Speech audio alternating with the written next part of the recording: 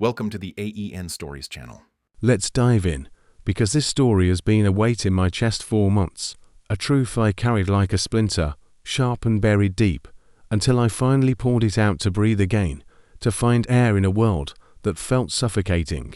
It wasn't a loud betrayal, no lipstick smudged on a collar, like in some melodramatic film, no crumpled hotel receipts, no shouting matches that echoed through the quiet streets of our small town. It was a coffee cup, a plain ceramic mug, pale blue with a tiny chip on the rim, left carelessly on our porch table one Thursday morning. Elise rushed out for her shift at Sweet Haven, the town's only bakery. We'd been married for 6 years. Elise and I, the kind of couple who seemed solid to our neighbors, shared laughs at the annual town fair, hands brushing at potlucks, our craftsman house filled with the warmth of her baking experiments and the sawdust from my woodworking projects. I was a carpenter, spending my days shaping cedar and oak in a workshop behind our house, the air thick with the scent of fresh cut wood and the hum of possibility. Elise was a baker, her aprons dusted with flour, her smile a beacon that drew customers to Sweet Haven's glass counter, where her scones and tarts were the talk of the town. We had a scruffy terrier, Milo, who'd curl up on an old blanket in my workshop, his soft snores blending with the rhythmic buzz of my sander, a constant companion in my daily rhythm. Our life felt like a well-crafted table, sturdy, polished, built to last, with every joint carefully fitted. But lately, the air between us had grown thin, her smiles fleeting, her evenings spent texting in the backyard, her laughter drifting through the screen door, bright and melodic, but no longer meant for me, like a song played for a different audience. I noticed the coffee cup because it wasn't hers. Elise loved oversized mugs with quirky slogans. "Don't let these pastries pass you by" was her favorite, a gift from a co-worker she'd laughed about for weeks. Not this simple blue one, understated and foreign, like a prop left behind from someone else's morning routine. I picked it up, the ceramic cool against my calloused hands, and saw a faint test scratched on the bottom, rough but deliberate, like a mark meant to be noticed, a signature carved into my life without my consent. My name's Nathan.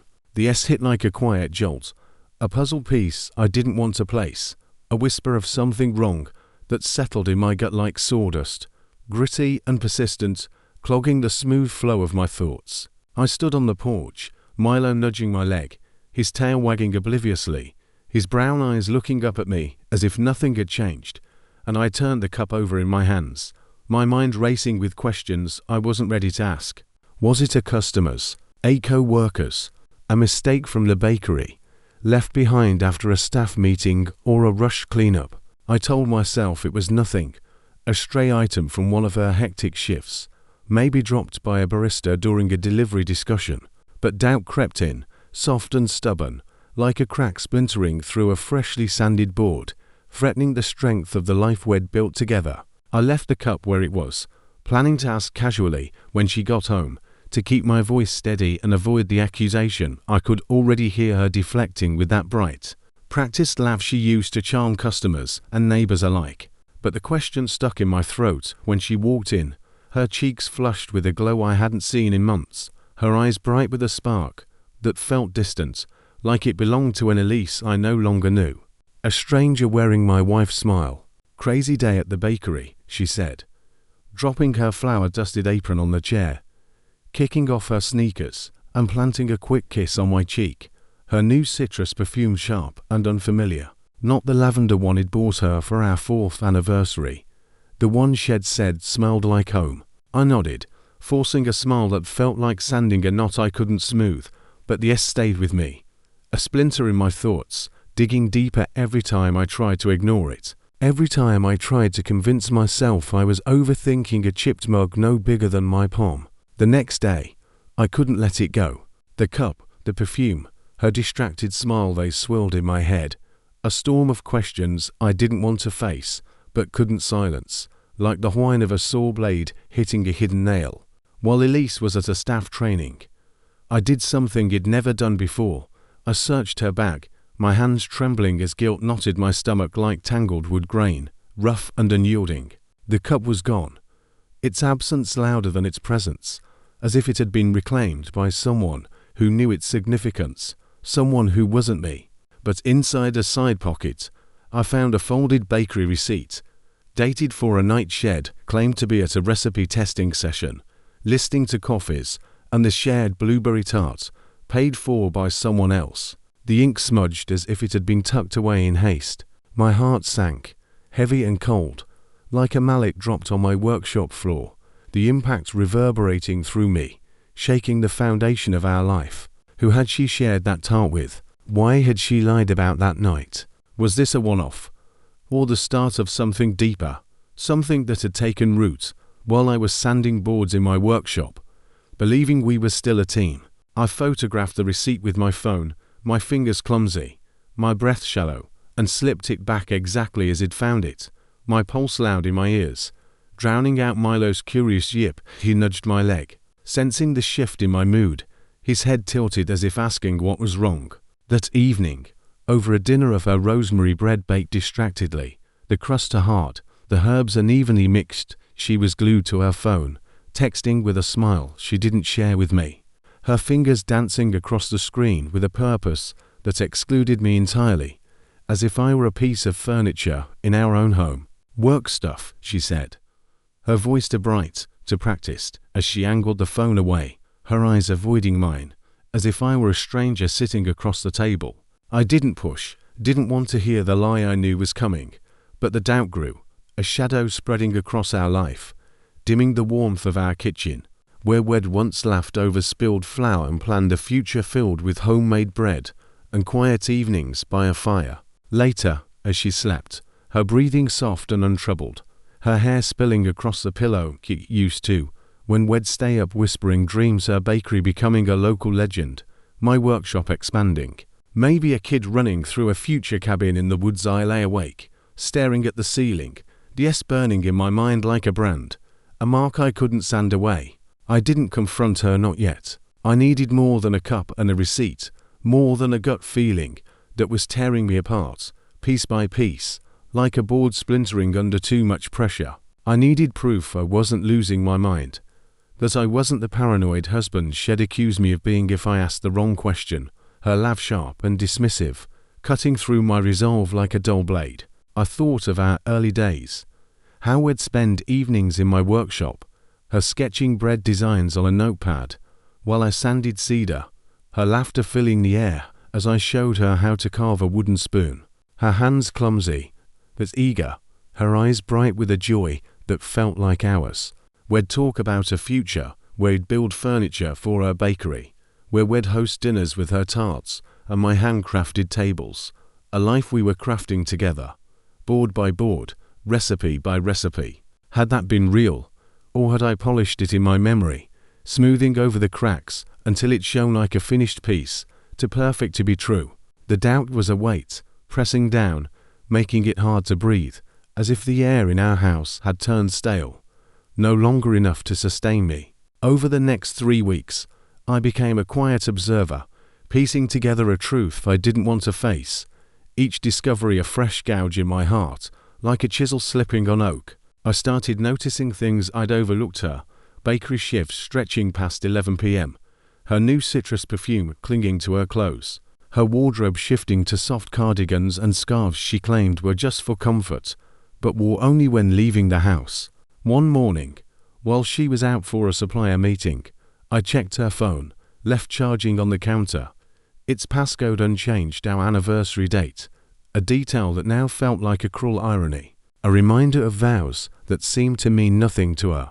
I hesitated, my fingers hovering over the screen, guilt warring with a desperate need to know, my heart pounding as if I were crossing a line I couldn't uncross. But I unlocked it, scanning quickly, hating myself with every swipe, feeling like a thief in my own home, trespassing on a life that no longer felt like mine. There were texts to Simon, labeled as a co-worker she'd mentioned vaguely as the bakery's new barista, a guy who'd started a few months ago, someone she'd described as good with lattes. "Last night was perfect," he wrote, dated after a late shift she'd returned from, with flour on her cheek and a smile I didn't recognize, her eyes lit with a joy I hadn't seen in years. Not since we'd danced in the kitchen to old folk tunes, her laughter filling the space between us like sawdust settling after a cut. Her reply, "You make me feel alive, Simon, not just Nathan's wife. I'm more than a role with you." Attached was a photo, them at a coffee shop, her hand resting on his arm, her smile unguarded, a look I hadn't seen since our early days when we'd stay up late planning our future, dreaming of a cabin filled with warmth and Milo's descendants. My hands shook as I screenshotted the thread, emailed it to myself, and deleted the evidence from her sent folder, my vision blurring with unshed tears, the kitchen tilting as if the floor had buckled beneath me. Was this emotional? Physical? Both. The intimacy in her words, the way she gave him the parts of herself I thought were ours cut deeper than any physical betrayal could, a blade slicing through the life I thought we had, leaving me to bleed in silence. I didn't stop there. Her planner, found in a locked drawer in her desk, yielded more. The key was hidden in a tin of recipe cards, a secret I wasn't supposed to know, but had seen her use it months ago, back when I thought she was just guarding new pastry ideas. The planner was a soft leather notebook, its pages filled with her neat, looping handwriting, detailing stolen moments, coffee breaks labeled S, a weekend training that matched a night shed come home late, smelling of coffee and something sweeter, like caramel or deceit. One entry read, "Simon sees the real me. Not just the wife Nathan needs to keep his life steady." Another, "Nathan's too safe, too predictable. I need more than routine, more than a life that feels like a checklist." Safe. I'd been safe because I loved her, because I thought our life building furniture, baking bread, dreaming of a future with a bigger workshop, and her bakery in every guidebook was enough, a foundation we'd built together, board by board, loaf by loaf. Another entry, from a week later, "Coffee with S last night felt like I could breathe again.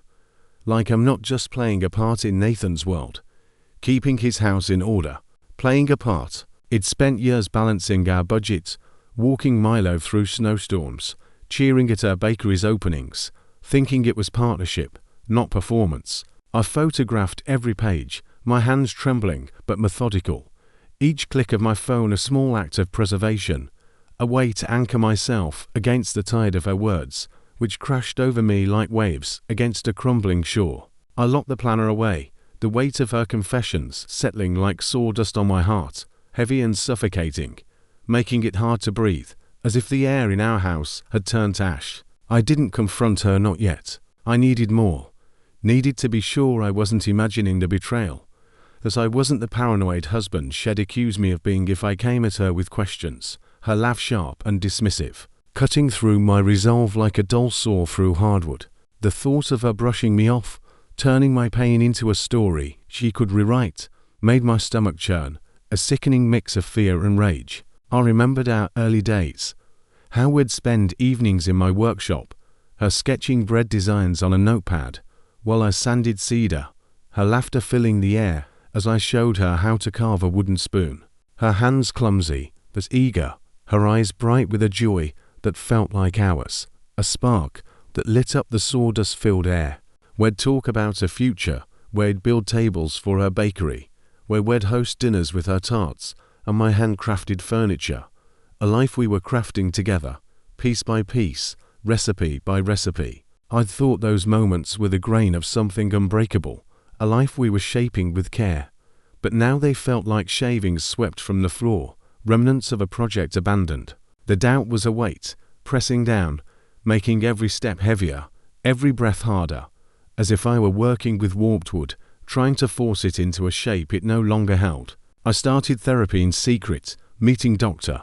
Alan Reed in a small office downtown, its walls lined with faded botanical prints and a single, drooping pothos plant that looked like it was fighting to survive, much like I was. "You're not invisible," Alan said in our first session, his voice calm but piercing, his glasses slipping down his nose as he leaned forward, his pen tapping softly against his notebook. "You're starting to see yourself, maybe for the first time in years." I unpacked years of feeling like Elise's support system, always organizing her bakery schedules, skipping my own writing to be there for her late-night recipe tests. Thinking it was what partners did, what love meant, I put off my dream of writing a novel about a carpenter in the 1800s to save for our house, skipped woodworking classes to cheer at her bakery's openings, believing it was building something together. What has she given back? Alan asked, his question a mirror I wasn't ready to face, its reflection showing a man who'd poured himself into a marriage that was no longer reciprocal, a table with one leg missing, unsteady and doomed to collapse. I didn't have an answer, not then, but it haunted me, echoing in the quiet moments when I stared at our wedding photo on the mantel, Elise's smile frozen under string lights, her eyes bright with a promise that now felt like a lie, a veneer peeling away to reveal the knots beneath. One evening, Elise claimed a staff meeting at Sweet Haven, her voice light as she grabbed her bag and kissed my cheek, promising to be back by 9, her citrus perfume trailing behind her like a ghost. I followed, parking across the street from the bakery, my truck hidden behind a row of bikes, my heart pounding like a hammer on a stubborn nail. Through the bakery's glass window, I saw her with Simon, no staff in sight, just them laughing over coffee, his hand brushing hers as they leaned over a table, their ease screaming at intimacy it couldn't touch. A scene from a life I wasn't part of. They weren't working, they were lost in each other. Their smiles a private language I couldn't read, like a blueprint had never been shown.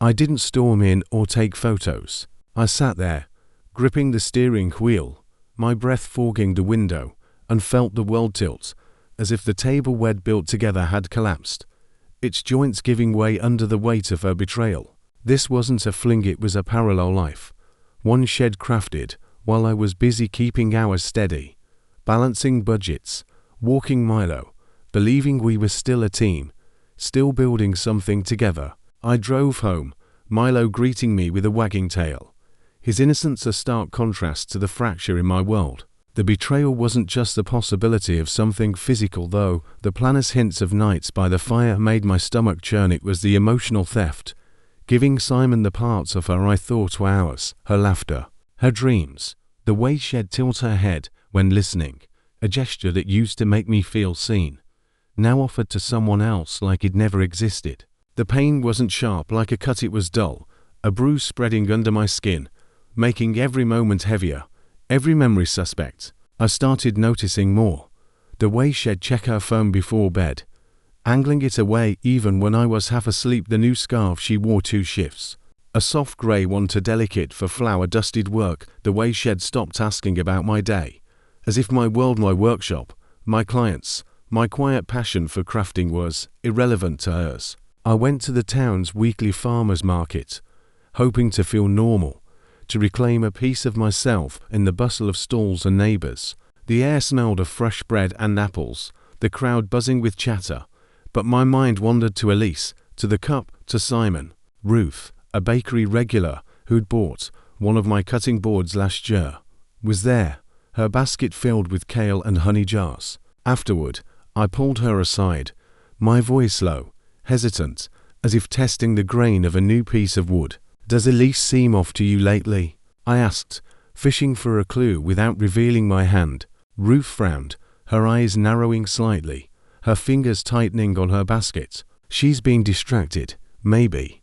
Always with that new barista, Simon." "Why?" Her hesitation, the way she avoided my gaze, told me she knew more than she was saying, like she was protecting Elise's story. "Just worried," I muttered, but the interaction stayed with me. Another splinter in the growing pile, a confirmation that others saw the shift I was living through, even if they wouldn't name it. A few days later, a woodworking commission brought another clue, unexpected and sharp, like a knot hidden in a plank.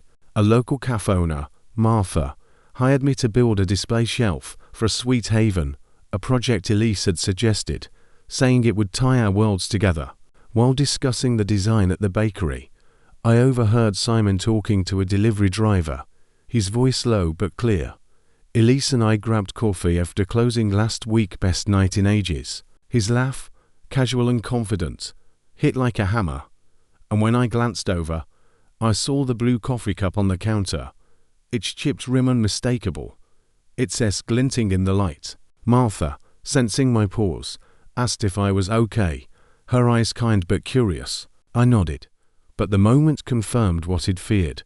Simon wasn't just a co-worker, he was the owner of the cup, the S in Elise's life, the man she'd chosen over me. I finished the commission, carving the shelf with care, but each cut felt like a goodbye, a final piece of work for a place that no longer felt like ours. I didn't scream or break things. I planned, methodically, over 12 days, each step a quiet rebellion against the life I was losing. Like a carpenter measuring twice before cutting, I opened a new bank account, redirecting my paycheck to untangle our finances, a process that felt like dismantling a table we'd built together, joint by joint, screw by screw. I rented a storage unit in a gravel lot outside town, moving boxes at night while Elise slept, her soft snores a cruel contrast to my unraveling heart, each box a small farewell to the life I'd thought we'd share. I scanned documents, our mortgage, tax records, our marriage certificate. Its ink faded, but still binding, saving them to a secure drive, a digital archive of a life I was leaving behind. I packed slowly, clothes folded with care, woodworking tools wrapped in cloth, Milo's toys, and his favorite blanket, each item a piece of me I was reclaiming from the wreckage. The photo from our wedding, where Elise laughed under string lights, her dress catching the breeze, went into storage, not because I couldn't bear to look at it, but because I didn't want her to have it, to hold on to a piece of me she'd discarded so easily. I wanted her to feel my absence, not my anger, to wake up to a house that no longer held my echo, a space as empty as it felt 4 months, a workshop stripped of its craftsman. The night I left, Elise was at another shift, her voice bright as she called out a goodbye, promising to be back by 9, her citrus perfume trailing behind her like a ghost that no longer belonged in our home. I worked quickly, stripping the house of me. No work boots by the door, no denim jacket on the rack, no coffee mug in the sink, no trace of my daily routine sanding boards in the workshop, reading by the window, scratching Milo's ears while he napped on his blanket. I unplugged my charger, packed my laptop, even took the worn copy of The Old Man and the Seed bin rereading, its pages marked with my notes, a story of struggle and solitude that felt too close now. The walls, once lined with our photos us at the town fair, laughing over her burnt scones, kissing under a festival lantern were bare, only nail holes remaining, like scars of a life erased, a story no longer told. I left one thing, a handwritten note on the kitchen counter, written on a piece of my sketch paper, my words steady but heavy, penned in the quiet of 2 a.m. The night before.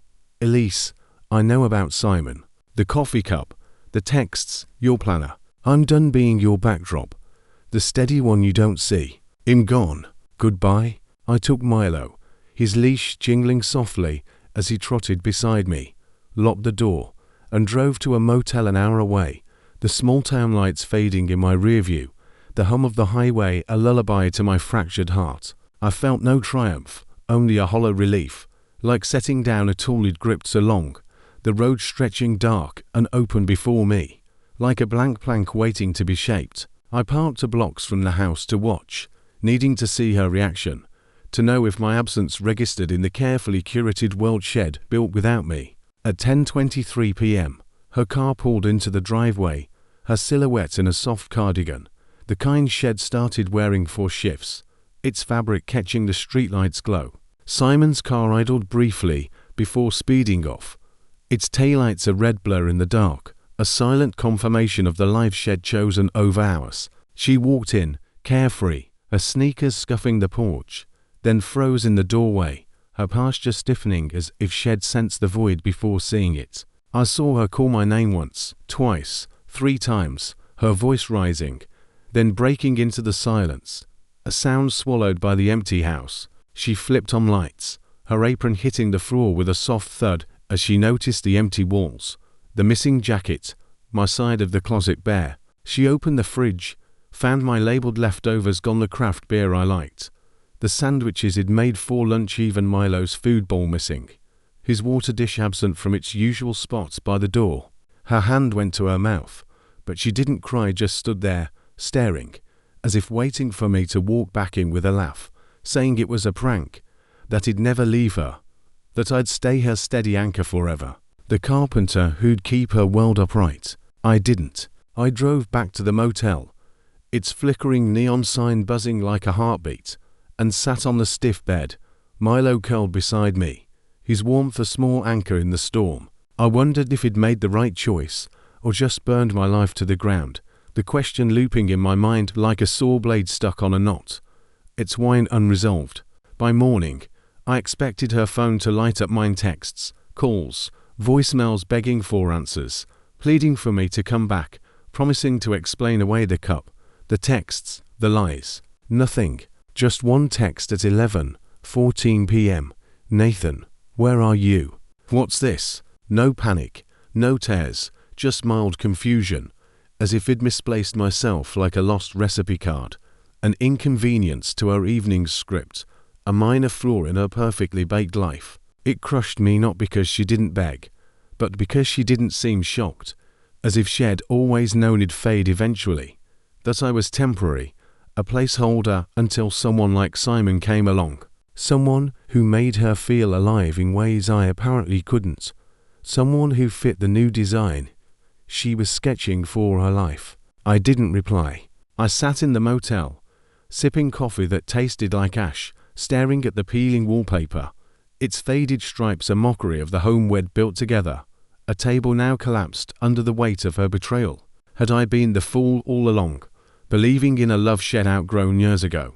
Had I been blind to the signs, the late shifts, the new cardigans, the way her kisses had become perfunctory, like sanding a board out of habit rather than care? I thought of our first year together, how we'd dance in the kitchen to old folk tunes, her laughter filling the air as I spun her clumsily, her hair catching the light like a spark in the sawdust. I'd thought those moments were the grain of something unbreakable, but maybe they were just shavings, swept away to make room for her new project, one that didn't include me. 3 days passed with no follow-up, not from Elise, not from her sister, Tara, who'd always sent me recipes for wood-smoked barbecue, not even from her best friend, Ruth, who'd bought my cutting boards and called me the wood guy with a grin. The silence was deafening, a confirmation she'd moved on long before I packed my bags, that I'd been a ghost in my own marriage long before I left, haunting a house that no longer needed my craftsmanship. I spent those days in a fog, walking Milo along the motel's cracked parking lot, his tail wagging as he chased shadows, his trust in me a small comfort in the haze. I called my brother, Caleb, who lived 2 towns over, his voice steady as he listened through my halting explanation, the words spilling out in a rush, like sawdust pouring from a cut. "You're not crazy, Nathan," he said, his tone firm, like he was anchoring me from miles away. "She chose him over you. You don't owe her your pain, not after she threw you away." He offered his spare room, a place to crash, but I declined. I needed solitude, not pity. Needed to face this alone before I could lean on anyone else. "You're stronger than you think," he added, his voice softening, and I wanted to believe him, but I felt like a piece of scrap wood, discarded after a project, useful once, but now left to warp in the rain. I kept seeing Alan, my therapist, twice a week now, his office a safe haven, where I could unravel the tangle of my thoughts without judgment, the drooping pothos plant in the corner a quiet reminder of my own struggle to survive. "You're grieving," he said in our second session, his pen tapping softly against his notebook, his eyes kind but unflinching behind his glasses. "Not just her, but the version of you that believed in her, the version that thought love was enough to keep her." I nodded, tears stinging my eyes, and admitted the truth.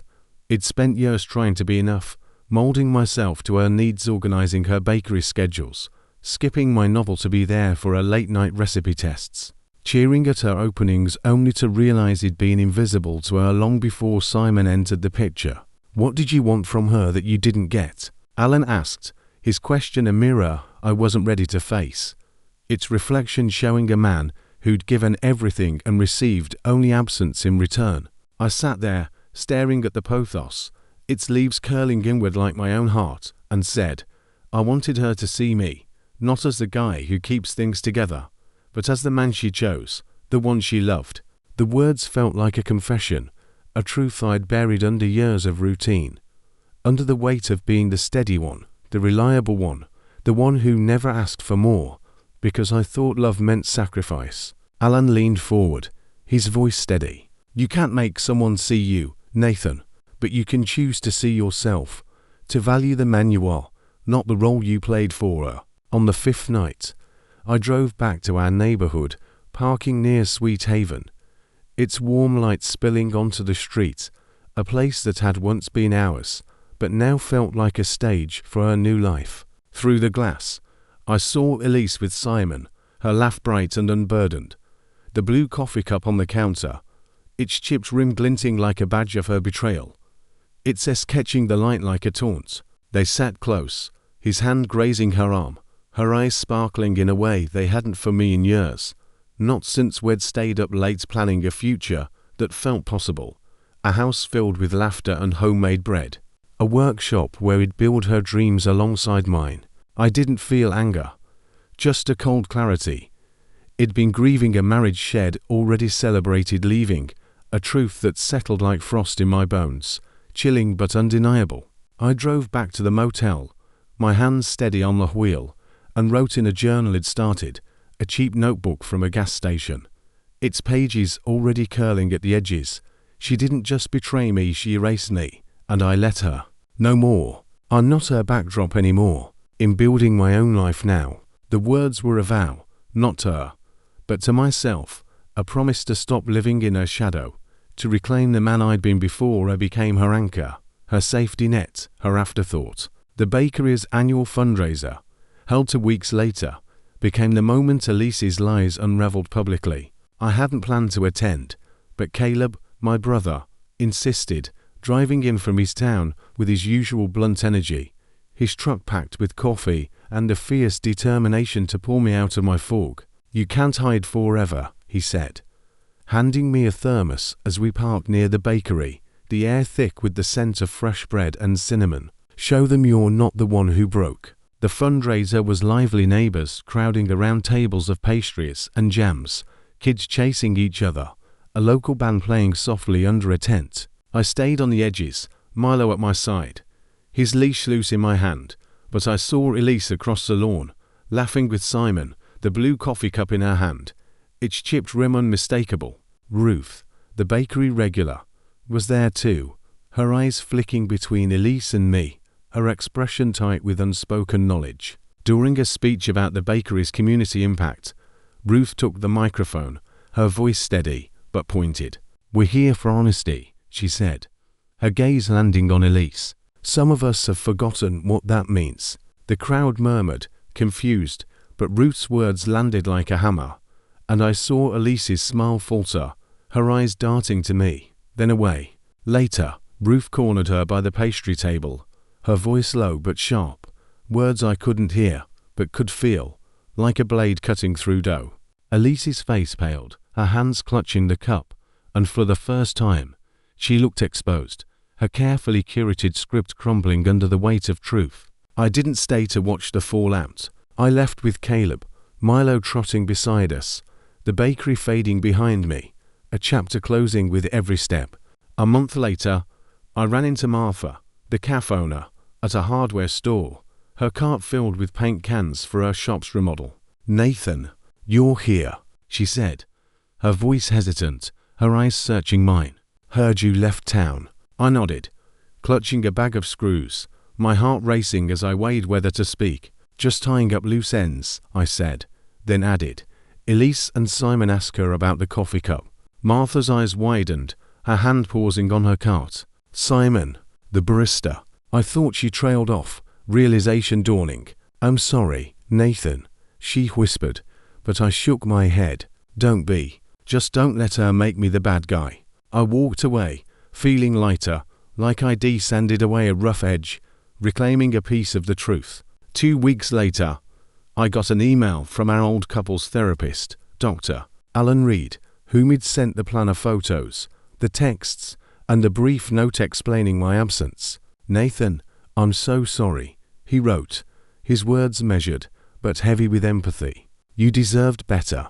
Elise has been in touch, but she's deflecting, blaming work stress, her need for freedom.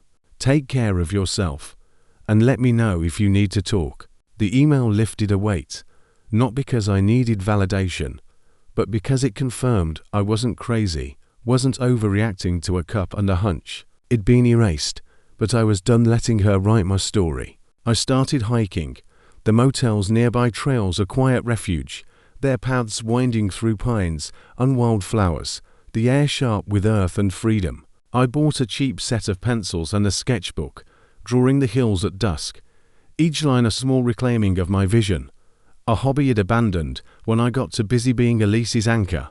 I kept journaling, not about her, but about me, dreams I'd shelved, like writing a novel about a 19th century carpenter, places I wanted to see, like the forests of Oregon, all the workshops of Japan, the man I wanted to become, one who didn't flinch at his own reflection, who didn't measure his worth by someone else's gaze. 4 months later, I moved to a small forested town I'd found by accident, driving aimlessly until the weight on my chest loosened, the road leading me to a place where the air smelled of pine and creek water, a place that felt like a fresh cut of wood, ready to be shaped. I rented a weathered cabin by a babbling creek, its wooden porch overlooking mossy stones, its windows rattling in the wind. No Wi-Fi, just Milo and the sound of water rushing over rocks, a rhythm that felt like a heartbeat, steady and alive. The town was quiet, its streets lined with log cabins and wildflowers, its people kind but distant, offering nods as I passed with Milo in his leash, his tail wagging like a metronome. I took a job as a carpenter, building custom furniture for a local shop, each piece a small act of creation, a way to rebuild myself. I started writing again, my novel about a carpenter in the 1800s taking shape, each word a nail in a new foundation, a story I was telling for myself, not for her. I hiked every morning, the creek's flow clearing my lungs, my mind, the horizon stretching endless before me, like a plank waiting for its purpose. I journaled at night, not about Elise, but about the man I was becoming, someone who could laugh without checking for approval, who could dream without fear of losing it, who could stand in the quiet of his own company and feel whole. I thought of my father, who taught me to carve when I was a boy, his hands steady as he guided mine, his voice low. You don't need someone else to make you strong, Nathan. The wood's enough if you know how to shape it. I hadn't understood then, too young to see the lesson, too busy chasing a life I thought would complete me. But now, in the stillness of the cabin, with Milo's warmth beside me and the scratch of my pencil on paper, I was starting to understand, each sunrise a small confirmation, each breath a step toward myself. Elise sent one letter, left in the house's mailbox when I made a final trip to collect stray mail, my last tie to the life it left behind. No real apology, just, I didn't mean to hurt you, Nathan. I miss us, but I needed more than steady. I hope you're okay. I read it under a flickering street lamp, the paper trembling in my hands, then left it under the mailbox's rusting lid, its words fading like sawdust on the wind, no longer able to reach me. I drove back to the forested town, the trees closing around me like a shield, the creek's song a promise of something new. Last month, I met Lena at a craft fair in the next town, a woodcarver with a warm laugh and a love for intricate designs, her hands stained with varnish like mine. We're not dating, just sharing coffee at a diner with checkered tablecloths, talking about wood grain and stories and second chances. But it feels like possibility, a door I didn't know I could open, a plank I didn't know I could shape. The coffee cup didn't break me, it was the spark that burned away a life it outgrown, a fire that cleared the ground for something real, something mine. I think of my father again, his words clearer now. The wood's enough if you know how to shape it. I see it in the way Milo chases leaves by the creek, in the weight of a pencil in my hand, in the quiet of a night where I don't check my phone for Elise's name. I'm not healed, not completely some nights. I still wake up reaching for a hand that isn't there, but I'm whole, or getting there. Betrayal didn't shatter me, it taught me I could walk away and still stand tall, that I could build a life from the shavings of one I thought I needed. Thanks for listening to my confession. If you've ever felt erased by someone you loved, share your story below. What historical figure's quiet, bold choice changed everything for them? Maybe a craftsman who walked away from fame, or a writer who chose solitude over glory. Drop your thoughts in the comments. You're watching End Stories, where truth rebuilds what lies destroy.